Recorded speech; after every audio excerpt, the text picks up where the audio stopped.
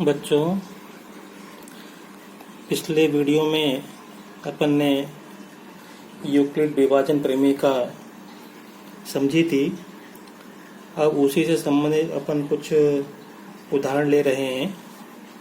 तो मैं आपको फिर से बताता हूँ कि यूक्लिड विभाजन प्रमेय क्या होती है कि अगर दो धन पूर्णांक हैं तो हमको उन दो धन पूर्णांक के अलावा दो धन पूर्णांक इस प्रकार मिल जाते हैं कि जिसको अपन a बराबर बी क्यू प्लस आर के रूप में लिख सकते हैं।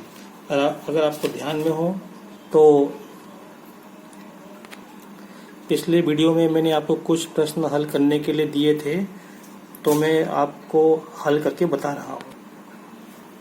ये था, मैंने आपको a और b दो संख्या दी थी, धन पूर्णांक दिए थे, और मैंने आपसे कहा था इन दो पूर्णांकों के लिए हमको दो अलग से धन पूर्णांक इस प्रकार से ज्ञात करने हो कि हमको ये संबंध मिल जाए, a बराबर बी क्यू प्लस आर।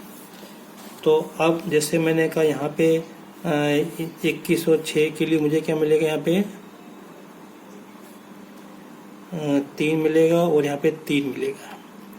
अब प्रश्न ये है कि ये कैसे आया यहाँ पे। तो बहुत आसान सी बात है कि 6 का भाग 21 में दो, 6 का भाग 21 में दो तो कितने बार जाएगा, भागफल कितना आएगा, 3। ये शेषफल है, ये हमारा भागफल है और ये हमारा शेषफल है। भाई ये देखो, यहाँ तो संख्या छोटी थी इसलिए अपन ने मौखिक रूप से कर लिया, लेकिन जब संख्या बड़ी होगी तो अपने को दिक्कत आएगी, इसलिए हम क्या करेंगे, भाग देके देखेंगे। इसको देखते हैं अपन। 6 का भाग 20 में दिया तो भागफल 3 आएगा और शेषफल 2 आएगा। फिर यहाँ पे 6 का भाग 19 में दिया, भागफल 3 आएगा और शेषफल कितना आएगा, 1 आएगा। 6 का भाग 18 में दिया, 3 बार जाएगा, शेषफल कितना आया, 0 आया। फिर 6 का भाग 17 में दिया तो कितने बार जाएगा, अब 3 बार नहीं जाएगा, अब 2 बार जाएगा। 6 दूनी 12 और 17 में से 12 गए तो 5। ठीक है। अब इनको हम इस प्रकार से अपन लिख सकते हैं, ये a है, ये b है, ये q है और ये r है। तो इस प्रकार से हमने देखा ये शेषफल जो है 3, 2, 1, 0, 5 ये 6 से छोटा आता है। इसमें 4 भी आएगा अगर मैं इसमें संख्या बदल दूँ तो आपको ये इतना करना था। अब इनको अपन a equal to B Q के रूप में लिख सकते हैं। मैं आपको यही बता देता हूँ कि इसको मैं ऐसे लिख सकता हूँ, 21 बराबर 6 गुणा 3 प्लस 3। ये 3 कौन से हैं, ये 3 ये वाले हैं। ठीक है, ये 3 ये रहे, ये 6 यहाँ से, तो ये a है, ये b है, ये q है और ये r है। इसी प्रकार हम इसको भी इसको अपन लिख सकते हैं। तो 20 बराबर 6 गुणा 3 प्लस 2, ये 2 ये रहे। इसी प्रकार हम इसको भी ले सकते हैं और इसी प्रकार यहाँ पे इसको अपन ले सकते हैं। तो ये हो गया 17 बराबर 6 गुणा 2 प्लस 5। तो आपने देखा हर एक में जो शेषफल है वो 6 से छोटा, 6 से कम होता है। एक बात तो जहाँ पे शेषफल 0 होता है, जहाँ पे शेषफल 0 होता है तो ये दोनों संख्या इसकी क्या होती है, गुणनखंड होती हैं। आशा है कि आप समझ गए होंगे। अब मैं और कुछ संख्या ले रहा हूँ। अब देखो, इनको अपन ये a है, ये b है, ये a b है ना, तो इसको अपन इस रूप में लिखेंगे। तो देखो यहाँ पे क्या आएगा, 10 बराबर 3 का भाग 10 में जाएगा, 3 बार आएगा और शेषफल 1 बचेगा। इसी प्रकार अब देखो यहाँ पे 3 का भाग दिया था, यहाँ पे अपन 19 का है ना, यहाँ पे अगर अपन 19 का भाग 4 में दें तो 19 का भाग 4 में देंगे तो क्या आएगा, भागफल 0 आएगा। भाग कैसे दिया, 19 से दिया अपन ने, तो शेषफल कितना बचेगा, शेषफल 4 बचेगा। समझ में आया कि नहीं आया। यहाँ पे अपन 3 का भाग दिया था, यहाँ पे अपन 19 का भाग दे रहे हैं। यहाँ पे ये ए है, ये बी है, ये ए है, ये बी है, ठीक है। तो जब 19 का भाग इसमें देंगे तो 19 का भाग 4 में कितने बार जाएगा? 0 बार जाएगा यहाँ पे, ठीक। सॉरी, यहाँ पे मैं 19 लिखता हूँ,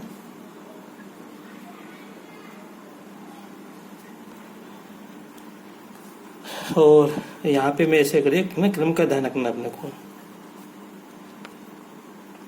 इसी प्रकार अपन 4 का भाग देंगे यहाँ पे 19 में, तो यहाँ 19 आएगा, और यहाँ पे 4 का भाग 19 में 4 चौक 16 और प्लस 3 आएगा, यहाँ पे शेष पे 3 आएगा। यहाँ पे 3 का भाग 81 में देंगे, तो 81 में देंगे तो कितना आएगा? 27 आएंगे यहाँ पे, गुणा 3 और शेषफल 0 बचेगा। अब हम जो कहना चाह रहे हैं, हमको 10 और 3 के लिए हमको ये जो संख्या 3 और 1 मिल गई। इसी प्रकार धन पूर्णांक 4 19 के लिए हमको 0 और 4 ये 2 पूर्णांक मिल गए। इसी प्रकार 19 और 4 के लिए हमें 4 और 3 2 धन पूर्णांक मिल गए, जिसको अपन इस रूप में लिख सकते हैं। इसे 81 और 3 के लिए हमको 2 संख्या या 2 पूर्णांक धन पूर्णांक 3 और 0 मिल गए। अब इसी का उपयोग करके बच्चों हम 2 संख्याओं का महत्तम समावर्तक निकालेंगे। कैसे वो देखते हैं। पहले मैं आपको थोड़ा भाग विधि से समझा दूंगा, फिर आपको बताएं कैसे करना है। तो देखिए, हमको 10 और 3 का महत्तम समावर्तक निकालना है। तो हम क्या करेंगे, छोटी संख्या कौन सी? 3। हम 3 का भाग 10 में देंगे। दें, चलो 3 का भाग 10 में देते हैं। कितने बार जाएगा? 3 बार जाएगा। 3 त्रिका 9, तो 1 बचेगा। अब यहाँ पे अंक नहीं उतारने के लिए तो बस अब हमको यहीं पर उतारना। देख लो, क्या शेषफल 3 से कम है? हाँ है। तो क्या हम इसको a बराबर बी क्यू प्लस आर के रूप में लिख सकते हैं? बच्चों कंफ्यूजन, a बराबर बी क्यू प्लस आर क्या है? वो ये वो जो लिखा भाज्य बराबर भाजक गुणा भागफल प्लस शेषफल। तो इसको अपने इस रूप में लिखते हैं। ये 10 मैंने यहाँ पे लिखा, बराबर भाजक कितना है?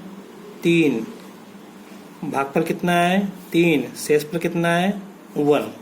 अब यहाँ पे हमको महत्तम निकालने के लिए इस शेषफल का, ये जो शेषफल है, इस शेषफल का भाग इस भाजक में देना है, ठीक है। ये जो शेषफल इसका भाग इसमें देंगे हम। तो 1 का भाग 3 में दो कितने? 1 का भाग 3 में दो कितने बार जाएगा? 3 बार। 1 तिया 3, तो शेषफल 0 बचा। अब हमने कितने बार भाग दिया? 2 बार। हो सकता है कि अपने को 2 बार के बाद, मतलब 1 बार या 2 बार, हो सकता है कि हमको 3 बार करना पड़े भाग, 4 बार देना पड़े, या एक ही बार में बात बन जाए। तो अब इसको, ये जो लिख के इसको फिर से मैं यहाँ पे लिखता हूँ। अब ये भाजक है, ये भाज्य है, तो 3 बराबर ये भाजक गुणा भागफल 3 प्लस, हम क्या निकाल रहे हैं? हम निकाल रहे हैं महत्तम समावर्तक निकाल रहे हैं। तो जब हमारे शेषफल 0 हो गया तो हमारा उत्तर भी आ गया। हमारा महत्तम समावर्तक क्या है? ये भाजक है, ये भाजक। तो यहाँ पर ये रहा हमारा महत्तम समावर्तक मस, मतलब महत्तम समावर्तक कितना है? 1 आया है। देखो, तो ये जो हम लिखेंगे ना, ये हम भाग देते जाएंगे और फिर हम लिखते जाएंगे। अब मैं इसके बाद दूसरा प्रश्न ले रहा हूँ, ये वाला 4 और 19। तो 4 और 19 के लिए छोटी संख्या क्या है? 4। तो 4 का भाग 19 में देंगे।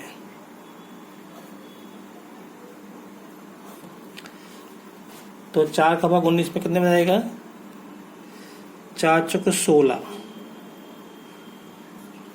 बचे 3, ठीक है। अब इसको लिखो, यहाँ पे लिखो 19 बराबर, ये लिखेंगे 4 गुणा ये 4, इसको इसका इससे गुणा करते हैं, 4 प्लस शेषफल ये यहाँ पे आएगा। अभी भाग और देना पड़ेगा। अब 3 का भाग देंगे किसमें, 4 में। ये 4 कौन से हैं, ये रहे। अब 3 का भाग 4 में तो कितना हो जाएगा, 1 बार। तो 3 एकम 3, कितना बचा, 1 बचा। ठीक है, अब इसको लिखो यहाँ पे 4 बराबर 3 गुणा 1 प्लस 1। अब ये भाग और देना पड़ेगा। भाग तब तक देना है जब तक शेषफल 0 न आए।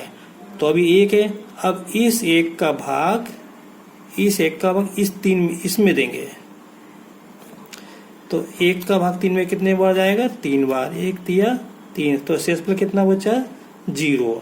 तो बस अब इसको लिखना यहाँ पे 3 बराबर 3 गुणा 1 प्लस 0।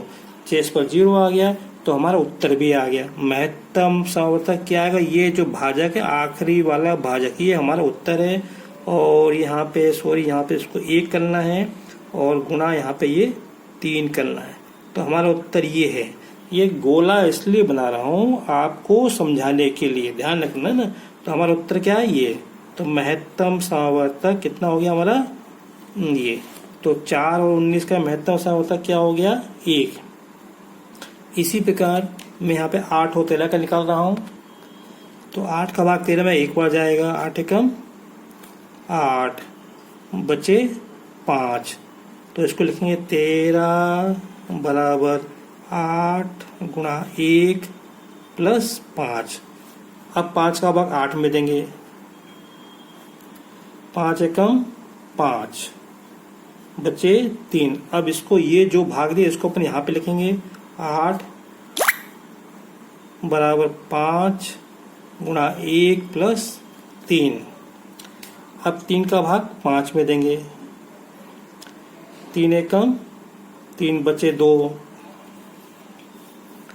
तो यहाँ पे आएगा 5 बराबर क्या आएगा यहाँ पे, 3 गुणा 1 प्लस 2। इसी प्रकार फिर अपन 2 का भाग 3 में देंगे। 2 का भाग 2 एकम 2, तो जाएगा 3 बराबर 2 गुणा 1 प्लस 1। फिर हम ये शेष पर बचेगा, इसका भाग इस 2 में देंगे, इसका भाग हम इस 2 में देंगे। तो 2 बार जाएगा, शेष पर 0 बचेगा। तो अब यहाँ पे लिखेंगे 2 बराबर 1 गुणा 2 प्लस 0।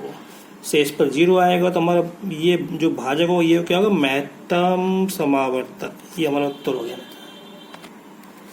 बच्चों पिछले वीडियो में मैं थोड़ा यहाँ पे गलत लग गया था। ये एक्चुअली यहाँ पे ये R आएगा, यहाँ B आएगा। इसको आप ठीक कर लेना।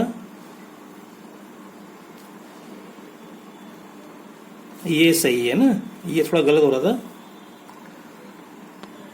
अब मैं आपको जैसे अभी मैंने दिया, अभी मैं कुछ और जो है प्रश्न आपको करने के लिए दूंगा, तो वो आप करके देखना। आपको जैसे मैंने किया इस तरह से आपको लिखते जाना है, समझना। इन दोनों का अपने को HCF निकालना है, जैसा मैंने अभी आपको बताया था। ध्यान रखना, भाग देना, छोटी संख्या का भाग बड़ी संख्या में देना। ठीक है, ये आपका अब ये A है, ये B है, ये A है, ये B है, ये A है, ये B है, और इसमें ये दोनों A और B है ना बराबर है यहाँ पे। अब आप करने का प्रयास करना, फिर अगले वीडियो में मैं इसको हल करवाऊंगा। Thank you. अगर आपको मेरा वीडियो पसंद आया हो तो इसे लाइक जरूर करें, लाइक जरूर करें।